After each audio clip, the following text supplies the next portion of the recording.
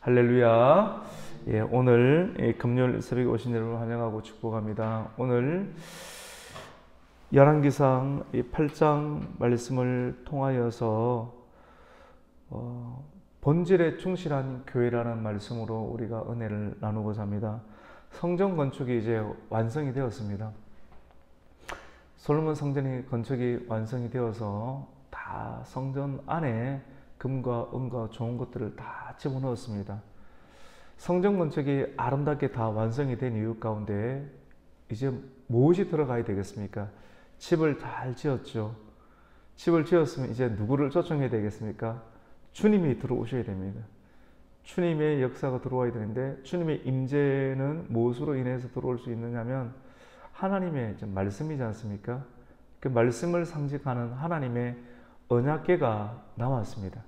하나님의 언약궤가 들어와야 되겠죠. 하나님의 언약궤 안에는 무엇이 들어있습니까? 세 가지가 들어있죠. 지금까지는 성막 안에 하나님의 언약궤가 보관되어 있었는데 그 성막 안에 언약궤 안에 무엇이 보관되어 있냐면 아론의 상난 지팡이, 그 다음에 만나가 든 항아리, 그 다음에 뭐가 있습니까? 모세의 두 돌판, 십계명 두 돌판이 들어가 있죠. 맞죠? 근데 그 세 개가 성막 안에 들어가 있었는데 이제 성막의 시대는 끝이 났고 이제 성전의 시대가 솔로몬 성전이 건축됨으로 열리게 되고 또 시작되게 되는데 이제 솔로몬 성전이 완공이 끝이 나고 이제 성전이 딱 개막이 시작되므로 솔로몬이 이제 시온성, 아버지 다윗 시대 시온성에 배치되어 있던 그 성막 안에 있던 시온성에 배치되어 있던 그 언약궤를 이제 어디로 가지고 오느냐면 새롭게 지었던 솔로몬 성전으로 데리고 옵니다. 모시고 옵니다. 모셔오는데 그 거리가 어느 정도 되는가 하면 약 700m 정도가 됩니다. 여러분 기억나십니까? 이전에 다윗이 시온성으로 예루살렘 성 안으로 그 언약궤를 모시고 올 때 참 실수한 것이 있지 않습니까? 새 수레를 만들어서 언약궤를 모시고 드리려고 했을 때 원래 언약궤는 사람이 제사장이 레위인과 제사장이 어깨에 메어서 긴 채로 이 갈고리로 채로 딱 어깨에 메어서 모시고 와야 되는데 그래야지 아무런 문제가 없는데 말씀에 대한 지식이 오랫동안 없다 보니까 그것을 새 수레로 만들어서 그 위에 딱 모시고 오다가 흔들려서 웃사라는 사람이 손을 딱 떼었을 때 하나님께서 진노하셔서 그 자리에서 즉사했던 경우가 있지 않습니까? 이것을 두고 어느 누구도 이 손을 대지 못했던 경우였습니다. 이것이 그때 이후로 또 다윗이 충격에 빠졌고 또 다시 말씀을 연구하게 되었습니다.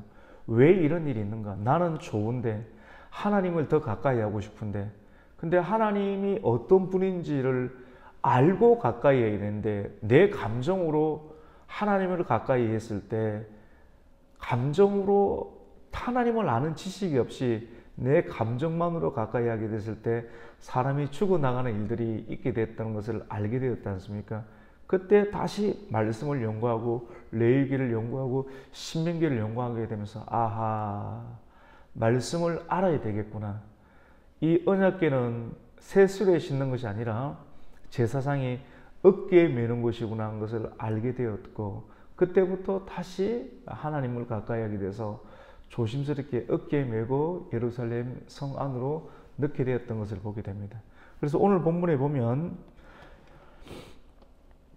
그때 그 상황을 잘 기억을 해서 오늘 8장 2절에도 보면 이스라엘 모든 사람이 다 에다님 올 곧 7째 달 절기에 솔로몬 왕에게로 모이고 이 내용은 초막절입니다.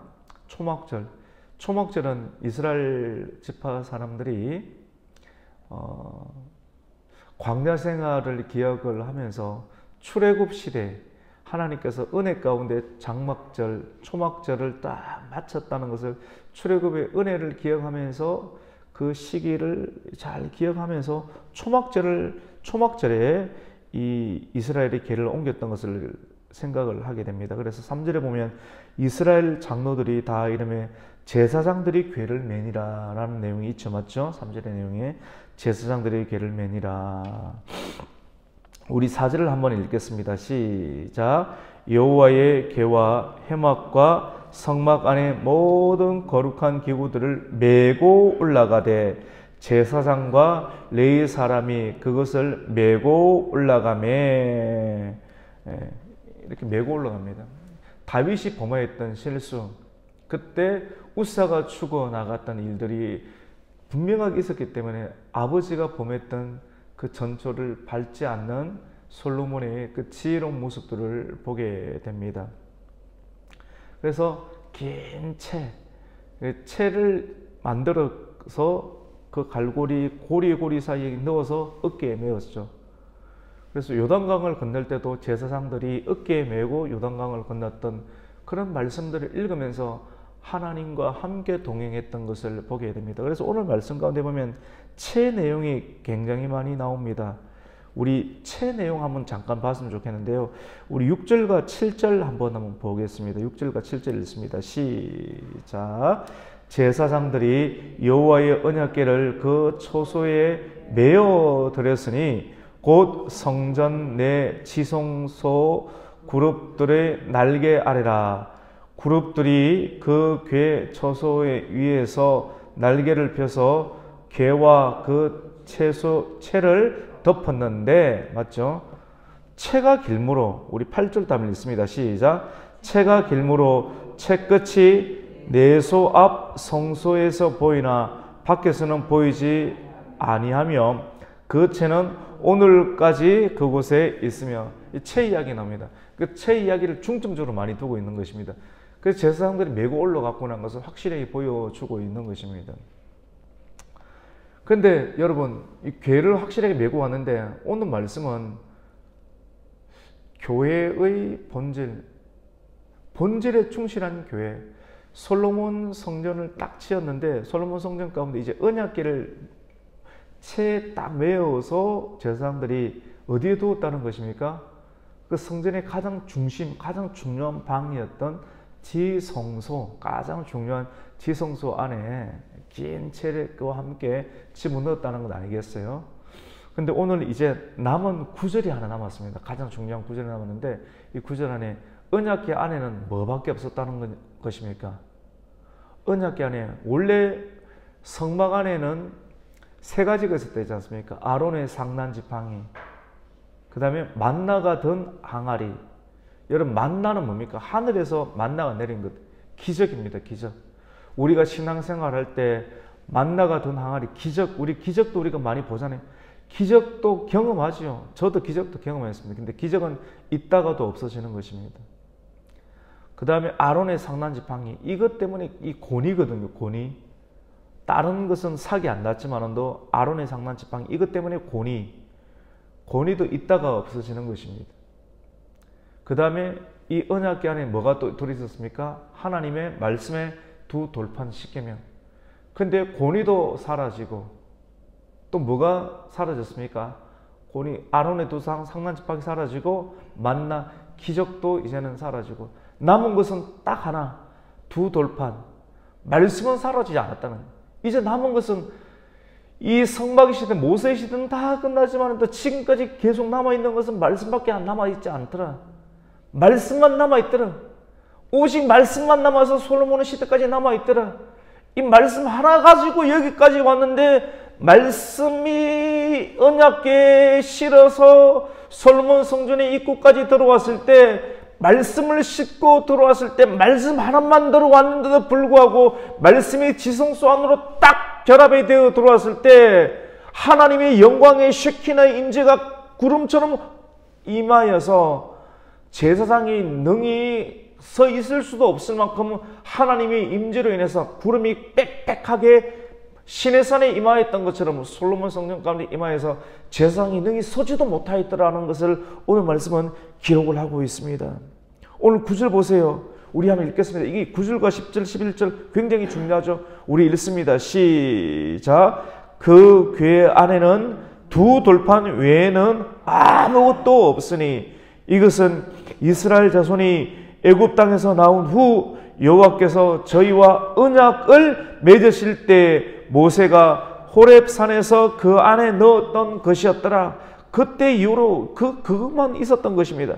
우리 10절입니다. 제사장이 성소에서 나올 때 구름이 여호와의 성전에 가득하며 제사장이 그 구름으로 말미암아 능히 서서 섬기지 못하였으니 이는 여호와의 영광이 여호와의 성전에 가득함이었더라. 아멘. 오늘 설교가 여기까지입니다. 여러분 말씀이 너무너무 좋지 않습니까? 하나님의 말씀, 여러분 교회의 본질은 뭡니까? 기적이 아닙니다. 교회의 본질은 권위도 아닙니다. 교회의 본질에 충실한 것은 말씀이라는 것입니다. 말씀은 영혼이 있습니다. 여러분 믿으시기를 축원합니다. 말씀만 들어가면 하나님의 영광이 임한다고 하는 겁니다. 솔로몬의 성전 가운데 제사장들이 언약궤 안에 말씀만 딱 넣어서 딴 것은 다 없어졌어요. 만나도 다 사라졌습니다. 만나도 시들시들하고 다 사라지고 그 다음에 아론의 상만 지팡이도 이제 삭도 다 없어져 버렸습니다. 권위도 없어지고 기적도 다 없어지고 오로지 남은 것은 두 돌판에 새겨진 그 글씨 하나만 언약궤에 넣어서 제사장들이 채에 매어서 어깨에 매어서 딱 들어갔는데 하나님의 영광이 확 임해서 제사장들이 영광이란 말은 히브리어로 카보드란 말입니다. 카보드란 말은 영광이란 말은 한글로 풀이하면 무겁다란 말입니다. 하나님의 영광이 너무나도 무겁게 임해서 하나님의 영광이 임한 사람의 무거운 영광을 경험한 사람이 나타나는 결과는 뭐냐면 겸손입니다. 영광이 임하니까 사람이 겸손해지는 거예요. 하나님의 말씀이 임하니까 사람이 겸손한 거예요. 말씀이 없으니까 어떻게 됩니까? 사람이 겸손하고 교만한 거예요. 말씀이 십자가가 임한 사람이 겸손한 거예요. 근데 말씀이 없는 사람은 교만한 거예요. 사명이 없으면 사망이 없으니까 온데 다 다니는 거예요. 교만한 거예요. 하나님의 영광의 임재, 제사장의 역할을 감당하게 되면 겸손할 수밖에 없습니다. 왜냐하면 무거우니까. 하나님의 짐이 무거우니까 겸손을 할 수밖에. 카보드, 영광 있는 사람은 겸손합니다. 모세가 겸손할 수밖에 없었습니다. 네 앞에서 내가 선 곳은 거룩한 곳이니 내 신을 벗으라. 내 발에서 내 신을 벗으라. 겸손할 수밖에 없어요. 하나님을 만난 사람은 하나님을 보았죠. 하나님을 본 사람은 자기의 죄를 봅니다. 자기의 사명을 봅니다.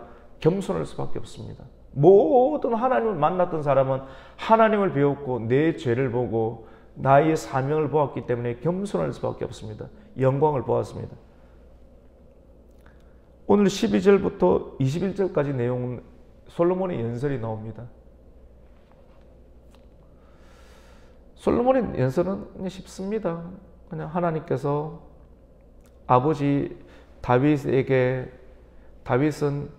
성전을 건축하고 싶었지만도 성전 건축의 마음을 하나님께서 기뻐하셨지만도 다윗에게 성전 건축할 수 있는 것을 허락하지 않았고 그의 아들 솔로몬에게 허락하여서 내가 이 영광을 보게 되었고 지금 이 자리에 서서 연설을 하고 있다는 내용을 그냥 그 자리에서 설교하고 있는 내용입니다. 여러분 오늘 이 말씀을 통해서 교회의 본질은 말씀이라는 사실, 이 말씀을 우리가 교회에 들어와서 말씀을 읽고 또 말씀으로 찬송하고 말씀으로 기도할 때 기도도 말씀으로 나오고 찬송도 말씀으로 나오고 대화도 말씀으로 할 때 사람은 하나님의 영광이 임하게 되고 능히 있어서 숨기지 못할 제사장이 되었던 것처럼 오늘날 시대도 하나님의 말씀이 우리에게 임하게 될 때, 하나님 은혜가 임하게 될 때 하나님 겸손의 은혜로 우리가 하루하루를 살아갈 수 있는 영광을 입은 사람으로 살아가게 될 것입니다. 오늘 그 본질의 말씀, 하나님의 말씀과 연결되어서 성전에 가득한 하나님의 영광을 날마다 경험할 수 있는 성도가 되시기를 예수님의 이름으로 축원합니다. 아멘. 하나님 아버지 감사를 드립니다. 오늘 이 아침 금요일 새벽을 깨워주시고 솔로몬 성전이 완공된 이유 가운데 제사장과 레위인들이 어깨에 채를 걸어서 언약궤를 메고 솔로몬 성전의 지성소에 들어가게 되었을 때 그 언약궤 안에는 말씀밖에 없었습니다. 기적을 상징하는 만나의 항아리도 사라지고 공의를 상징하는 아론의 상난지팡이도 사라지고 영원히 남아있는 말씀만 가지고 들어갔을 때 하나님의 슈키나의 영광이 가득하게 임하였던 것을 보게 됩니다. 하나님, 우리가 말씀이 사라지진 않았습니까? 희미해지진 않았습니까?